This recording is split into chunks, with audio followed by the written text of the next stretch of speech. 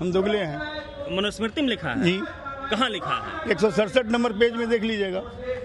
क्या लिखा है एक बार बता दीजिए दर्शक। भाई उसमें तो लिखा गया है कि ब्राह्मण मर्द है और राजपूत कन्या से जो पैदा हुआ वो भट्ट है। भैया ब्राह्मण का अपमान उस दिन कहाँ चला गया था भाई, जब जबरदस्ती इस्लाम धर्म कबूल कराया जा रहा था और जो कन्वर्ट हो रहे थे उस दिन नहीं हुआ।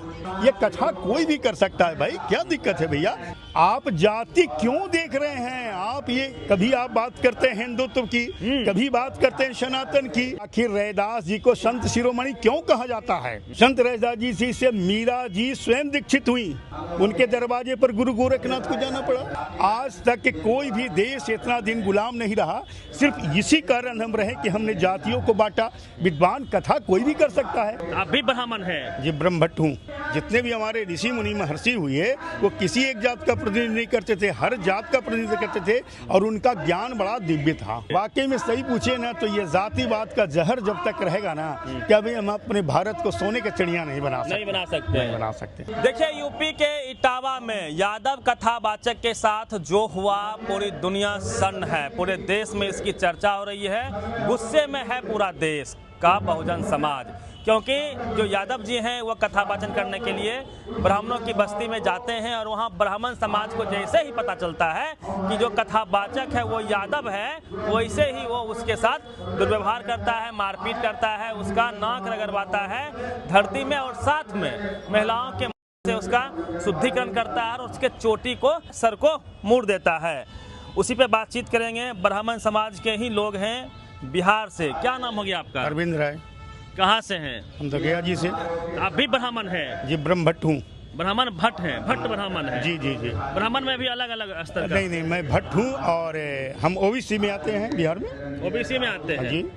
है तो ब्राह्मण कुल से। ये तो अब ब्राह्मण कुल, ये तो विद्वता किसी की जाति तो दर्शाती नहीं है। हाँ, अब बताइए कि सिर्फ अधिकार कथावाचन का ब्राह्मणों का ही है कि और भी समाज कर सकता है? आप एक चीज मुझे बताएं, हमारा कितना जिसको हम रामायण मानते हैं उसकी रचयिता वाल्मीकि, रचयिता वाल्मीकि हैं।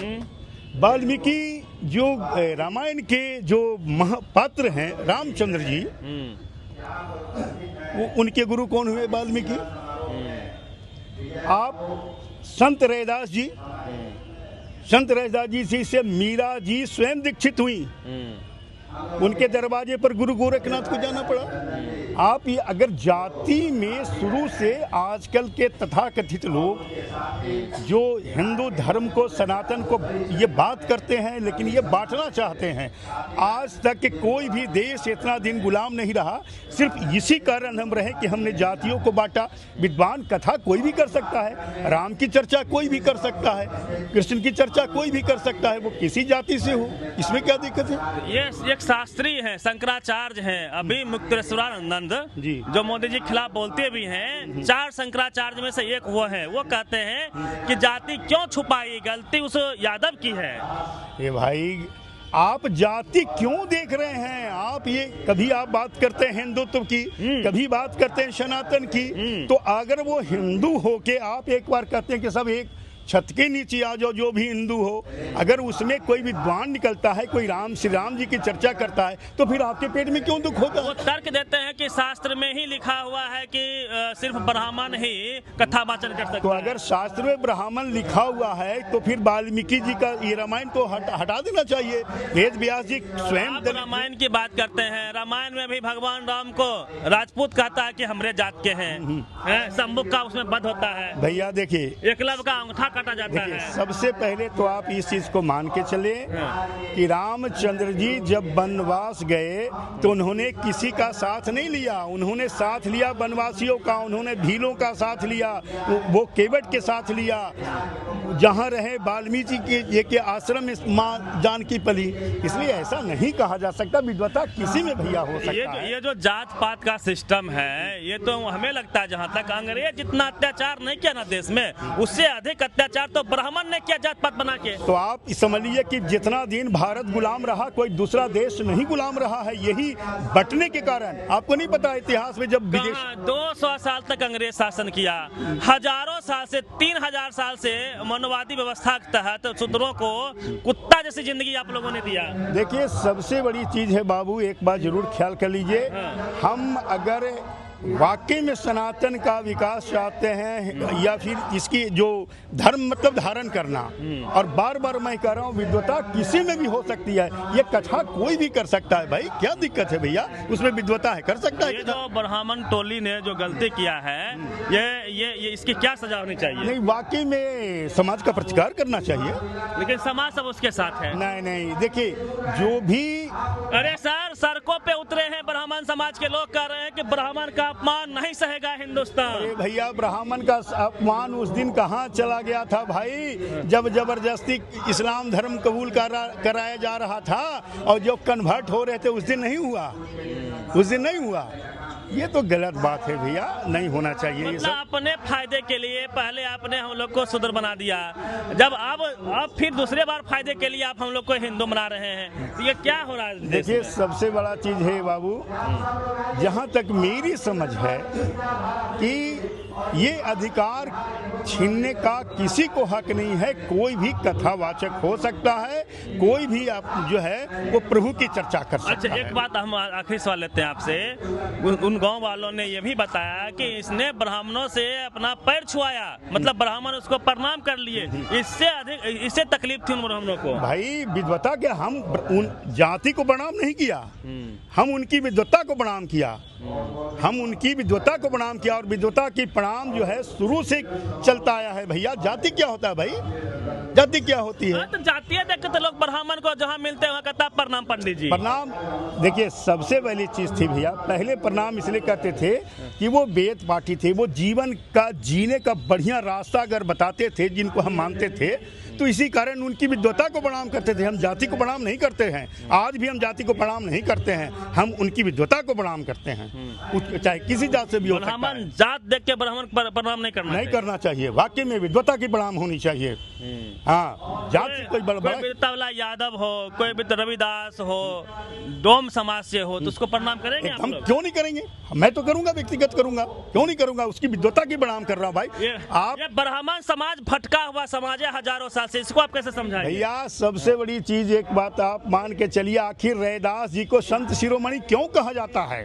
बढ़िया बढ़िया काशी नरेश जैसे उनके जो है वो चरण रखे उनकी विद्वता का, इसलिए विद्वता की पूजा होनी चाहिए। आप चूंकि सवर्ण समाज से हैं, ब्राह्मण समाज से हैं, ओबीसी से हूँ, ठीक है ओबीसी कैटेगरी है, लेकिन ब्राह्मण कुल के आप हैं कि नहीं है? आप ब्राह्मणों से अपील कीजिए कि क्या वो इस देश में शांति नहीं चाहते हैं? नहीं, ब्राह्मणों से ये तो मेरी जरूर अपील रहेगी, जहाँ मन हुआ वहाँ मुँह हैं जाके, कभी आदिवासी के सर पे दिया, अभी यादव के सर पे दिया, कभी कहीं और मुँह देंगे, बीमारी होगी। देखिए सबसे बड़ी चीज है बाबू कि माचिस हमारी सुविधा के लिए दिया, किसी के घर में आग लगा दे तो माचिस का दोष नहीं है, ये व्यक्तिगत दोष मेरा हो सकता है, लेकिन हमारा जो वेद पुराण है ये कभी भी मानव में अलग करने की हमको शिक्षा नहीं दिया है। परिस्थिति उस समय क्या रही होगी, कैसी देश काल परिस्थिति के अनुसार हर चीज बदलती है, समझे ना, लेकिन कुछ ऐसा लगता है कि जो तर्क सम्मत विज्ञान सम्मत नहीं है, तो थोड़ा सा हमारा भी माइंड कंसेस करता है कि आखिर ये है क्या है क्या, ये सही बात है। तर्क की कसौटी पे हर बात को कसना जरूरी है, क्योंकि विज्ञान से ही ना आज देश चांद पे गया, कि मंत्र से चला गया चांद पे। बताइए आप। देखिए जहाँ तक की बात तंत्र मंत्र से देश चांद पे जाएगा। देखिए भैया, जहाँ तक की बात है कि हमारे ऋषि मुनियों महर्षियों ने बहुत सोच किया, इसमें कहीं कोई दुमत नहीं। अरे और ये भी है, वो किसी एक जात का प्रतिनिधित्व नहीं करते थे, जितने भी हमारे ऋषि मुनि महर्षि हुए वो किसी एक जात का प्रतिनिधित्व नहीं करते थे, हर जात का प्रतिनिधित्व करते थे, और उनका ज्ञान बड़ा दिव्य था। लेकिन ज्ञान जब था दिव्य ज्ञान उनके पास, जात पात खत्म कर देते, वो ना जात पात रहता ना आज भी हम लोग इस झेलते। देखिए जात पात की जहाँ तक की बात रही भैया, तो ये मानव अपना फायदे के लिए हर कुछ किया है और आगे भी करेगा। ये जातिवाद मिटना चाहिए कि नहीं? आप ब्राह्मण हैं, दिल से बोलिए। वाकई में सही पूछे ना, तो ये जातिवाद का जहर जब तक रहेगा ना, क्या भाई हम अपने भारत को सोने के चिड़िया नहीं बना सकते, नहीं बना सकते, नहीं बना सकते। गर्त में जा रहा है देश, इसमें कहीं कोई दुमत नहीं। मनुस्मृति में तो हर जात के लिए उल्टी सीधी बातें लिखी गई है सर, आपके लिए क्या लिखी गई है भट्ट ब्राह्मण? हमारे लिए भी तो लिखी गई है कि हम दोगले हैं। क्या है? हम दोगले हैं। मनुस्मृति में लिखा है? जी। कहाँ लिखा है? 167 नंबर पेज में देख लीजिएगा। क्या लिखा है और बता दीजिए सर। भाई उसमें तो लिखा गया है कि ब्राह्मण मर्द है और राजपूत कन्या से जो पैदा हुआ वो भट्ट है, जबकि यहाँ का मैं मूल निवासी हूँ। आप लोग मूल निवासी? मूल निवासी हैं। बिहार में आप ओबीसी में है? बिहार में ओबीसी में हम। मतलब मनुस्मृति में चुन चुन के हर जात को गाली दी गई है। इसीलिए तो हम इतना दिन गुलाम रहे। हम इतना दिन गुलाम रहने का सबसे बड़ा कारण है कि हमको जातियों में विभक्त करके रखा गया। ये कौन किया? भट्ट ब्राह्मण किया कि ऊपर कास्ट वाला ब्राह्मण? तो आप ओरिगन ऑफ स्टेट में पढ़ लीजिए। ओरिगन ऑफ स्टेट में साफ लिखा गया है कि हम सामाजिक समझौते के सिद्धांत को जो कहा था हॉब्स लॉ को रूसो ने, उसको नहीं माना, लेकिन यहाँ तो माना जा रहा है कि वो दैवीय शक्ति समझौता के सिद्धांत से कि राजा अगर ये है गलत है तो वो ऊपर से आया है नीचे से आया है, यही किया गया है। वाकई में बड़ी निंदनीय घटना है, इसमें कहीं कोई दुमत नहीं। सना विद्वान कोई भी हो सकता है, कथावाचक कोई भी हो सकता है, अब एक अधिकार तो नहीं होना चाहिए। बताइए ना, इतना बड़ा बड़ा संगठन है, विश्व हिंदू परिषद है, बजरंग दल है और राम सेना है, आरएसएस है, धीरेन्द्र शास्त्री जैसा लोग जो कहता है जात पात की करो विदाई, हिंदू हिंदू भाई भाई, सब कहाँ मर गए हैं बताइए? नहीं सही बात है, सबको आना चाहिए। नहीं सबको आना चाहिए और इस तरह के कुकर्म का विरोध करना चाहिए। देखिए सच्चे दिल से ये बातचीत कर रहे हैं, ब्राह्मण समाज से आते हैं। सवाल वही है, क्या यह देश मनवास से आगे बढ़ेगा या फिर ज्ञान विज्ञान से आगे बढ़ेगा? आप चांद पे मंत्र से जाएंगे या फिर स्कूल कॉलेज में रिसर्च करके जाएंगे, यह आपको तय करना है। और जो लोग इस कुकर्म में, इस मनवादी व्यवस्था में फंसे हुए हैं, पूरी बातचीत पे आप प्रतिक्रिया दीजिए। रवि मेहता।